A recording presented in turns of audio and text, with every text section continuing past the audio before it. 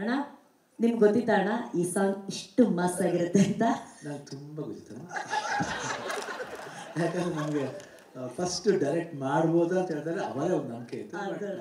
Music ಬಗ್ಗೆ ಮಾತಾಡೋಂಗಿಲ್ಲ ಅರ್ಜುನ್. ಆಮೇಲೆ ನಮ್ಮದು ಒಂದು ಜರ್ನಿ ತುಂಬ ವರ್ಷಗಳಿಂದ ನಡೀತಾ ಇದೆ. ಮ್ಯೂಸಿಕ್ ಮಾಡೋದ್ರಲ್ಲಿ ನಮ್ಮ ಎಲ್ಲ ಫಿಲ್ಮ್ಸ್ಲೂ ಒಳ್ಳೊಳ್ಳೆ ಸಾಂಗ್ಸ್ ಕೊಟ್ಟಿದ್ದಾರೆ. ಆ್ಯಂಡ್ ನಮ್ಮದು ಶೋ ಮಾಡಬೇಕಾದ್ರೆ ಡಿಕೇಡಿ ಮಾಡಬೇಕಾದ್ರೆ ಒಂದು ಒಳ್ಳೆ ವೈಬ್ ಇತ್ತು. ಅವಾಗಲೇ ಈ ಕತೆ ಉಟ್ಕೊಂಡು ಹೇಳಿದರು. ಆಮೇಲೆ ಅವರೇ ಇಲ್ಲ ಈ ಕತೆ ನೀವೇ ಮಾಡಬೇಕು ಅರ್ಜುನ್ ಮಾಡಿ.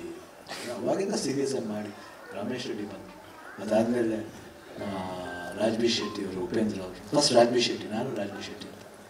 ಅದಾದಮೇಲೆ Upendra. I think it was a fantastic. ಇದ್ರಲ್ಲಿ ಏನಂದರೆ ಯಾರು ಇವ್ರು ದೊಡ್ಡವರು ಅವ್ರು ದೊಡ್ಡವರು ಅಂತಲ್ಲ. ನನಗೆ ಇಷ್ಟ ಆಗಿದೆ ಈ ಪಿಕ್ಚರ್. ಅದೊಂದು ಎಲ್ಲರ ಪಾತ್ರನೂ ಭಾಳ ಚೆನ್ನಾಗಿದೆ. ಯಾರು ಓವರ್ಟೇಕ್ ಮಾಡೋದು ನೋಡಿಲ್ಲ.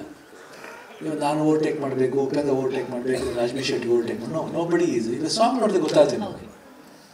ಸಿ ಫಸ್ಟ್ ಫ್ಯಾಂಟಾಸ್ಟಿಕ್ ಡ್ಯಾನ್ಸ್ ಅಂದ ತಕ್ಷಣ ಇಡೀ ಸಾಂಗ್ಲಿ ಶಿವರಾಜ್ ಕುಮಾರ್ ಡ್ಯಾನ್ಸ್ ಮಾಡಬೇಕಂತಲ್ಲ.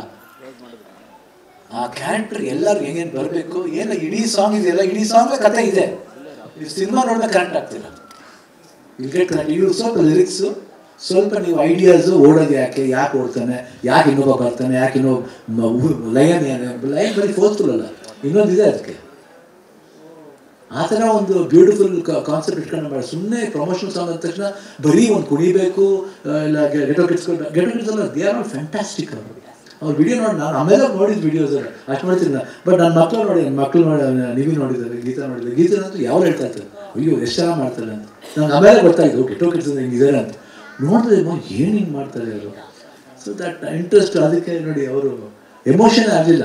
ಯೂಶಲಾಗಿ ದುಡ್ಡು ಜಾಸ್ತಿ ಆಗ್ತದೆ ಎಮೋಷನ್ ಆಗ್ಬಿಡ್ತಾರೆ. ಅವ್ರು ಎಮೋಷನ್ ಅಲ್ಲ ಪ್ರಮೋಷನ್ ಬೇಕಂತ ಬಿಡ್ಬೇಕು. ಸೊ ಅಲ್ಲಿ ನೋಡಿ ಅವರು ಅಲ್ಲಿ